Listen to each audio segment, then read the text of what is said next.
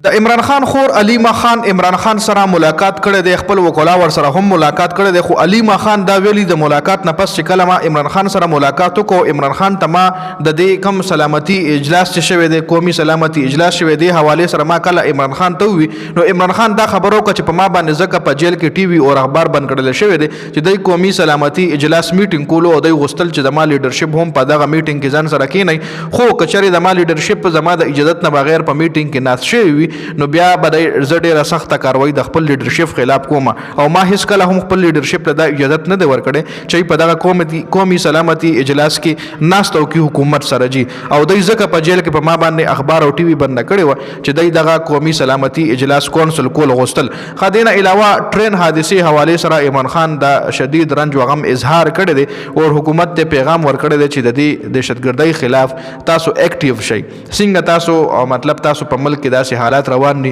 د پی ټی آی کسان تاسو نه بچ نشي پاتې کېدی او دغه خلک تاسو نه بچ پاتې کیږي. نو دا عمران خان سره ملاقات نه پس علیما خان دا خبرې میډیا سره کړې وي کومې چې په دې ویډیو کې تاسو سره ما ډسکس کړې. ډېره زیاته مننه. والسلام.